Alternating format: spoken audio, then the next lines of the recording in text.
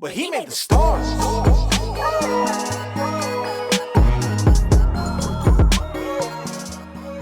What is up, creatives? It's Jahrell, your music technologist, and in today's video, I'm going to be showing you guys how I process the vocals for my single Stars using only stock or free plugins. Now, quick disclaimer to the folks that are used to seeing me talk about iPads. I did all of my vocal processing on my Mac this time around using FL Studio for a couple main reasons. The biggest one is the fact that there really isn't a suitable replacement for vocal pitching tools like Melodyne or Newtone in FL Studio for the iPad, for iOS. The development just hasn't happened yet. When something like that is available for iOS, I would definitely consider processing my vocals in something like Cubasis. And the second main reason, kind of in the same vein, there's a lot more powerful free plugins available for the desktop when it comes to vocal processing. Now, this is in pretty stark contrast to the way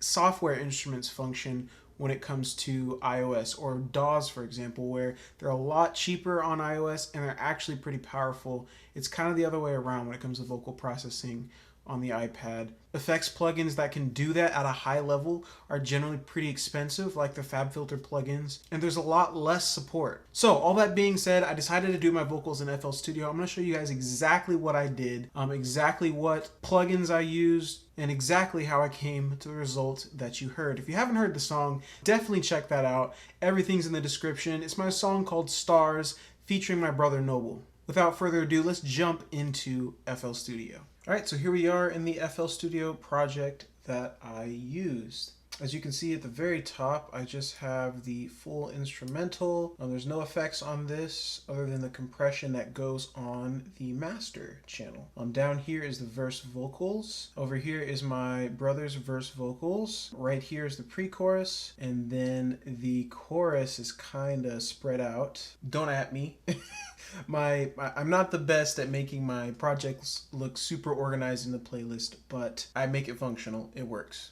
You'll be all right. And then I have my pre-chorus again, and then the hook again, and that's it. There's a few automation clips that I have in between those layers, and I will go into exactly what those are when we get there. First, let's go ahead and start with just the vocals for my verse. And I'll go ahead and mute the track. Here's what the fully processed vocals sound like. More. Wanna try young rich, man, I've been on poor. Handle that business, but my pants can't fit cause I skip fitness. I drown in my busyness to get the bag. So there's the vocals for the verse. That's the fully processed vocal. Some of the key elements you're hearing are everything is clear. You want to go for clarity in your vocal processing. There's some wetness, but it's not overwhelming the sound, and I'll explain how I did that. No clipped S's, no unchecked plosives, just a clean vocal. Let's get into how I did that. First, let me let you just hear the raw vocals unprocessed entirely. More. Wanna try young rich, man, I've been on poor. Handle that business, but my pants can't fit cause I skip fitness. So not bad. I had a good starting point. I just recorded that with my Blue Spark microphone. I also there's a little bit of compression on that vocal, so it's not entirely raw. There's just a little bit of compression. From there, let me show you what I did. Everything is on this vocal channel, and what I've done is the first thing on here is an EQ. I don't actually use this to EQ anything. I use this just so I can automate volume for the channel without having to move this fader at all. And I'll show you where and how I did that in just a second. The first real effect up is the Fruity Parametric EQ. I just kind of dialed in the settings that fit my vocals well. I cut out the lows that didn't need to be there, that don't really show up in my vocal range anyway, just to free up some spectrum space. And then I brought down a couple frequencies that were a little too intense, brought up the low mids just a hair, and brought up the highs in the treble area just a bit for some clarity. I'll play you what that sounds like with just the EQ. More. Wanna try young rich, man, I've been on poor. Okay, without the EQ. More. Wanna try young rich, man, I've been on poor. Slight adjustment, but a crucial first step is dialing your EQ in. Okay, the next thing I added was OTT. OTT is a free plugin. It's a compressor. It's great for vocals. It's also great for instruments and things like that. I will link that plugin down in the description so you can download it for free. But here's what that looks like. A note on OTT, it's a pretty potent plugin, so you gotta kind of dial the settings down a bit from the stock settings that it starts with, or else you're gonna get some weird sounding stuff. You just gotta really tweak it, use your ear. These are the settings I used if you're interested. Remember, settings like these all depend on the person, the vocal that you have to work with, as well as what equipment it was recorded with, what room, what atmosphere. So your settings will vary, but those are mine. And I'll play you what that sounds like. That already makes a big change. More. Wanna try on Richmond? I've been on poor. All right, the next thing I added was another free plugin called TDR Nova. I will link that in the description as well. What I used this plugin for was to essentially create my own de-esser. I couldn't find any, valuable, workable de-esser plugins, so I kind of made one using this dynamic EQ. For those that don't know, a de-esser is essentially just takes all of the S sounds that you make and softens them so that you don't get any weird artifacts or clipping or ear bleeding from listening to vocals with very intense S sounds. I will show you how I set this up. So I set just one band. It doesn't really matter which one, but I picked this one and I set the frequency. So the frequency is the first thing I set. Really, you just have to listen to it to hear and also look at the diagram, kind of see where your S's are hitting. Mine were hitting right about the 5.6 kilohertz range. Now, this varies dramatically depending on who the artist is, what your vocals sound like. You'll see in my brother's vocals, his S's didn't hit around the 5.6 kilohertz range. It was a completely different frequency spectrum range. So dialed that in. Then you set the Q, which essentially just controls how wide this dip is here. You can see as I drag it, it moves, and I set that right about here. This is the shape of the curve I have. Gain is set to 0. Here's my threshold at negative 15.2 decibels. So anything above that will get dynamically dropped as it comes in, and I'll show you what that looks like in just a sec. But here's the ratio, 2.2 to 1, and then I got 40 millisecond release time, and then 1 millisecond attack. And I'll show you and let you hear what that sounds like. More. Wanna try on Richmond? I've been on poor. So you can see this is dipping down. And a lot business, but my pants can't fit cause I skip fitness. Drown in my busyness to get the bag. I ain't seen a check and missed my chance to sit with the one who could fix my bit. There you have it. And once I had that dialed in, I clicked up here and saved my own preset so I could come back to it. That's TDR Nova. The final thing on the main vocal channel for this verse was a fruity multi-band compressor, also a stock plugin, and these are the settings I dialed in. I spent quite a bit of time dialing in the threshold, ratio, and the gain mostly for each individual band, your lows, your mids, your highs. Compressors are tricky, but they're very important when it comes to vocal processing. Essentially what you're doing when you put a compressor on a vocal is you are, kind of compressing those peaks, and you're kind of elevating those valleys to where you have a more consistent frequency that is not dipping in and out as far as volume goes. And it gives it a more punchy and crisp sound, as well as helping clarity to come through. Because as we talk, our voices go up and down, and you'll just immediately lose all clarity of words, especially when there's music in the background. So compression is very important. You can definitely overdo it, but it's an art.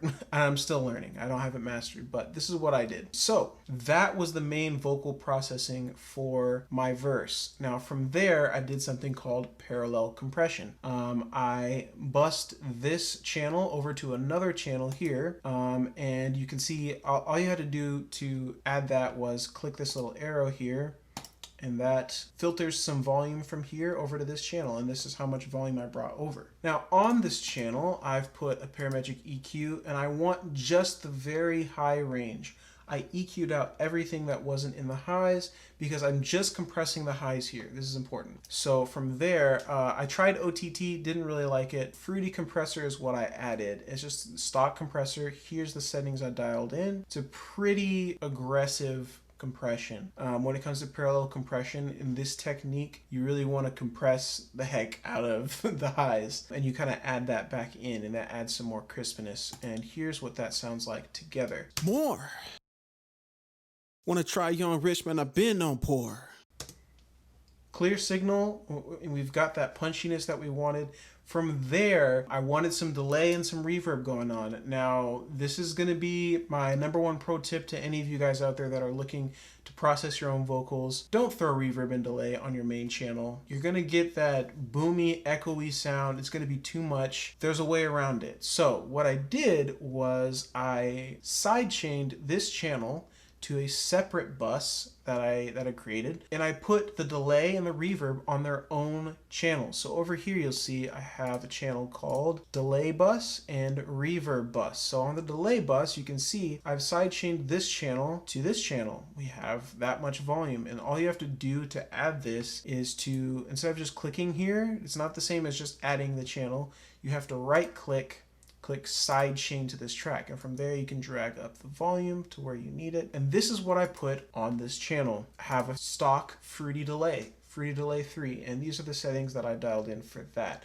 It's a pretty wet delay. And then from there I have a Fruity Limiter, 3 of them in fact, on this channel, one for my verse, one for my brother's verse, and one for my other vocals. So up here, if you look, I've sidechained it here, and you're gonna notice when I play it, it's gonna, the purple part is gonna be where it dips down. I'll just show you what that looks like. More. Wanna try young Richmond, I've been on poor.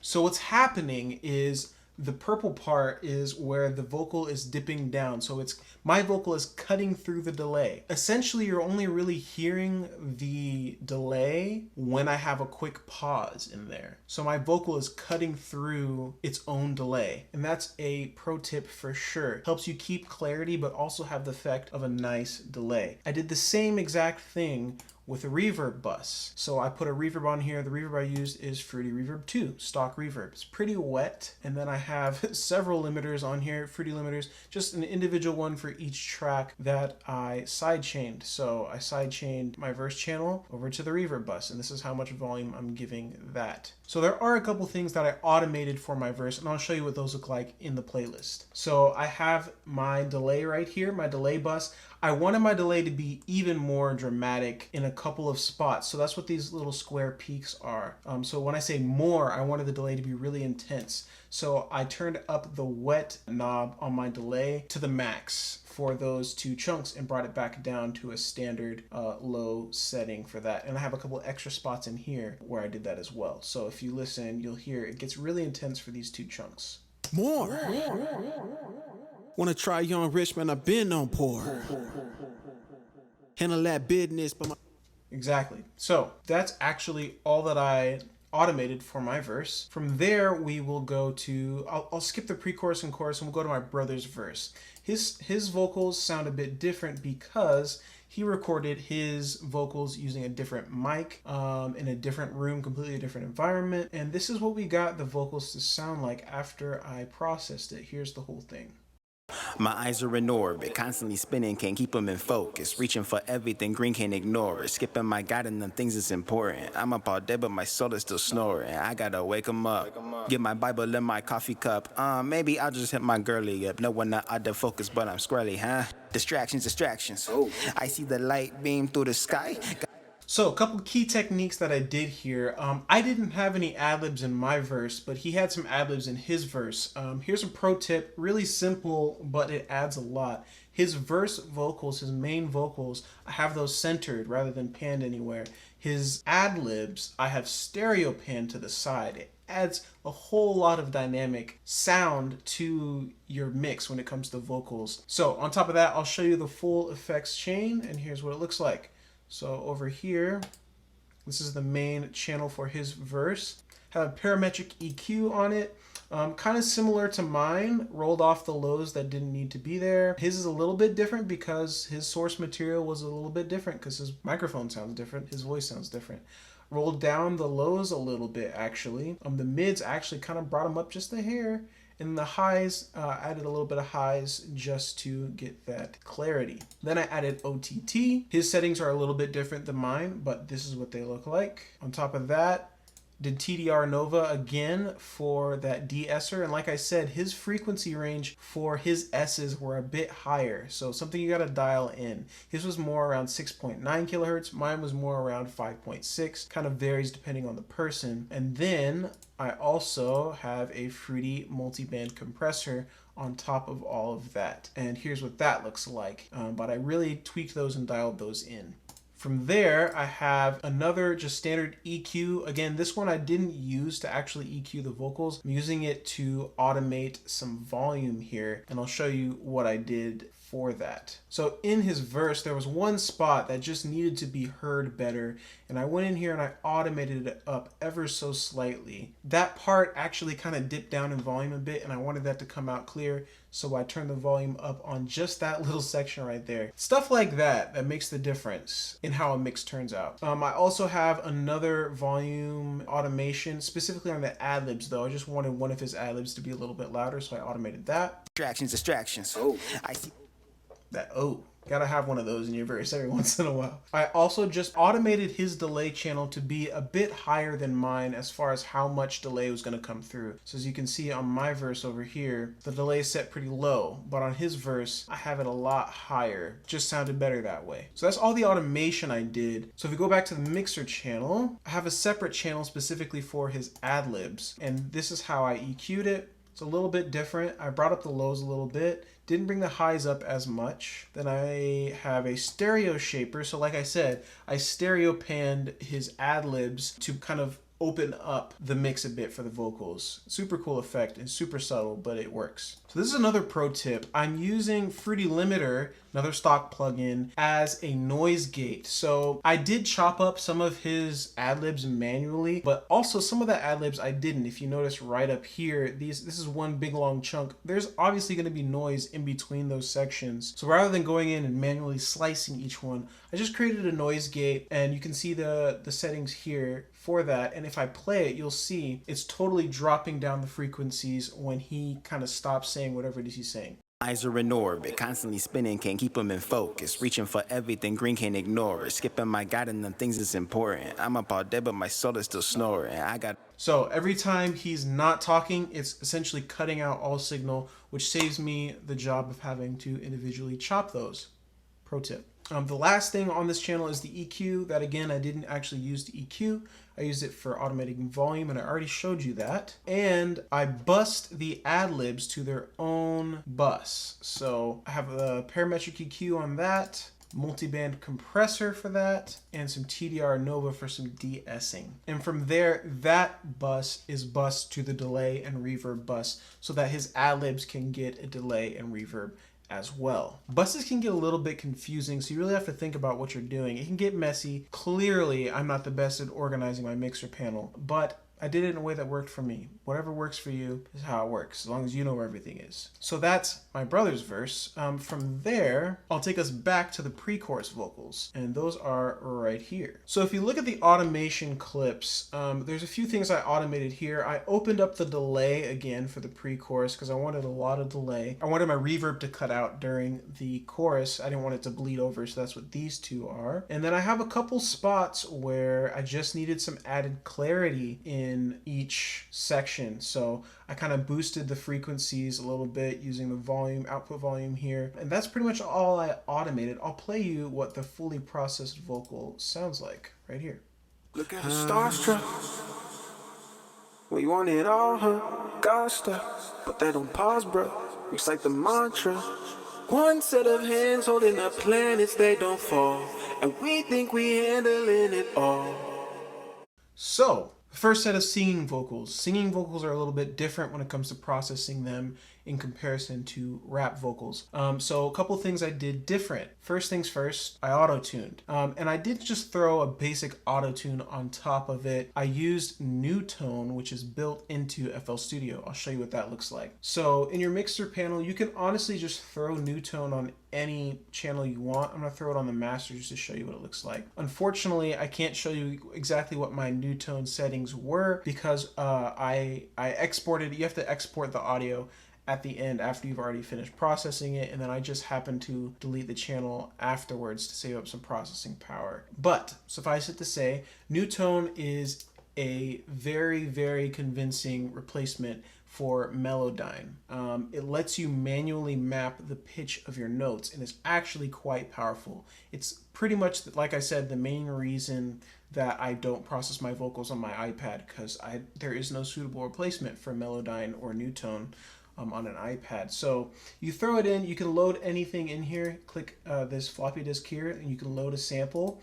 It'll load your audio in here, and then you have 3 knobs here to adjust: center, variation, and transition. Depending on how you adjust those knobs, it sounds a little more human, a little bit more robotic. I went for the more human option here. The real shining feature is being able to manually drag your pitches up and down these notes here, which is what I did for a couple notes that came in a little off. That's the clutch functionality. So it's really manually tuning rather than auto tuning. Once I had that, I bounced that file out, dragged it in, and that is what we're going to look at now. So pre-chorus vocals are here. I have 2 channels. Both of them are the same vocal file, but I have 2 of them going at the same time. One of them is centered and one of them is stereo panned to kind of open up the sound of this section. The centered one is obviously, the volume is way higher than the one that's panned. I want the centered one to be more prominent. And on that one, I have just a basic fruity compressor. These are the settings I used.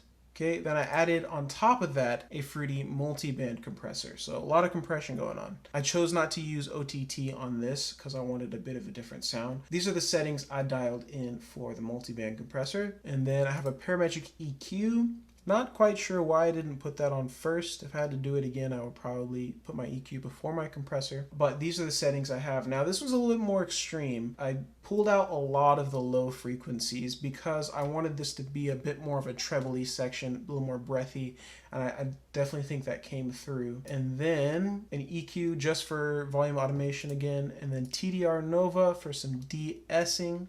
Again, 6.0 is about where my S's came through on this track. And then I have the stereo pan one, which is pretty much exactly the same, with one additional effect that is the stereo shaper. And like I said, that allows me to separate them in the stereo field. So from there, I have both of these channels bussed over to a separate delay and reverb bus. And for these ones, I chose not to use the stock FL Studio ones. I used Valhalla SuperMassive, which I will link down in the description. It's a free plugin from Valhalla. A lot of the Valhalla plugins are not free, but this one is one of their most recent plugins, and it happens to be free. So I used it. I have one on the delay, and this is what it looks like. I used the echoes out of the way preset, and then I just adjusted some knobs, messed with the mix, probably a little feedback to get exactly what I wanted. And then on the reverb, I used Valhalla again. So Valhalla is kind of a unique plugin in that it can take essentially a delay that's happening continuously, and if you get it rapid enough, it sounds like a reverb, and that's how you create the reverb effect. And this one I used the preset lead synth delay, and I cranked up the feedback in the mix a bit and messed with the warp and delay until I got pretty decent sounding reverb. And I have a fruity limiter on each of these to kind of control how much comes through. So just for kicks, I'll play for you the raw vocal, well, not really the raw vocal, the auto-tuned vocal without the effects that I put on it. Here's what that sounds like. Look at her starstruck. We want it all, huh? Gosh, put that on pause, bro. Recite the mantra.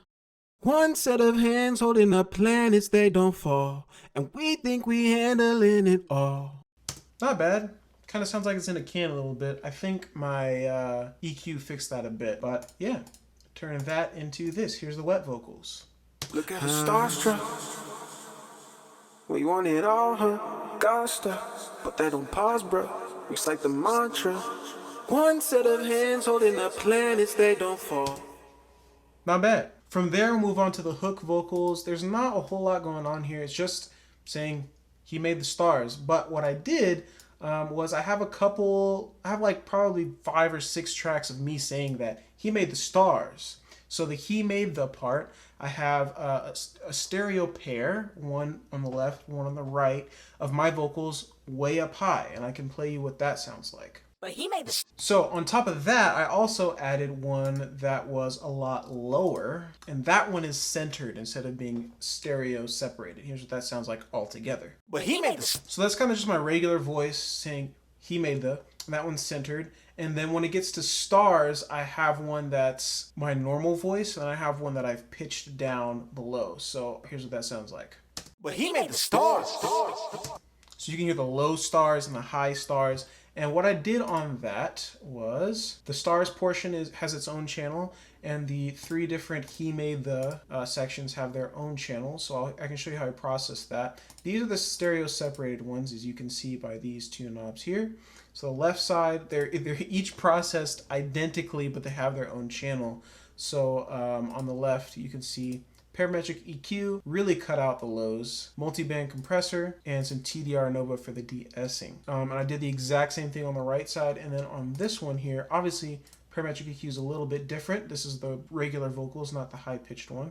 Multi-band compressor and TDR Nova for de-essing. Then the stars portion, both the high one and the low one are going through this channel. So I have parametric EQ here, basic EQ, multi-band compressor, and I have actually Valhalla SuperMassive on this channel specifically for that quarter note delay. So also during the hook, you'll hear some woes and some yeahs in the background. But he made the stars.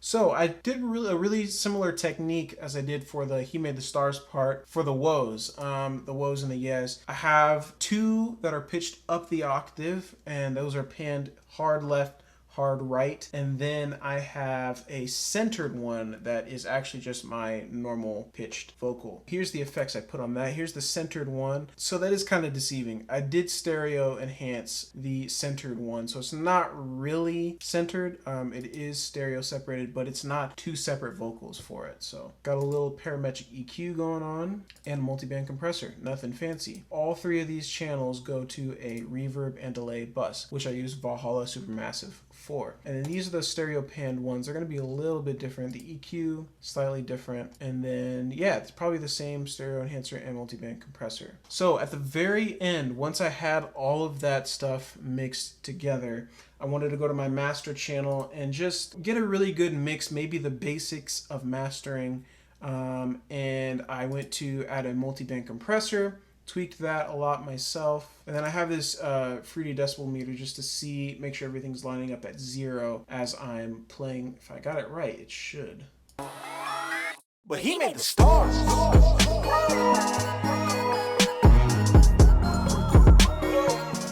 That's where you want it. When you finish your mix, you want it to level off at 0. You try to pump it as loud as you can, the compression without clipping. That's one of the purposes of mastering. And I am by no means an industry expert when it comes to mastering. This is probably just the basics, the very beginning. I did not send this to a professional to get mastered. I just did what I did here and exported it, and I think the end result was exactly what I was looking for. It sounded really solid, the mix did, and I didn't feel the need to send it off to a professional. Yeah, and that's it, you guys. Not too complicated. I used all stock or free plugins. Again, any plugins that I used that were not stock but were free, I will link those down in the description so you can use them in your own projects. Question of the day: what is the biggest headache for you when it comes to vocal processing? I know for us beat makers, us producers, vocal processing can be some of the biggest headache. To be honest, I spent much less time making the beat than I did mixing these vocals, and that's just because making beats is more of my expertise. But I want to know in the comment section, let me know, what's your biggest headache for vocal mixing. Make sure you tune in again for the next video. Make sure you've got that notification bell clicked, because the next video in this installment is coming out. And I'm gonna tell you guys how I released my song through all distributors digitally and how easy it was, and you're not going to miss that. So until next time, creatives, go make something dope, and I'll see you in the next video. But he made the stars.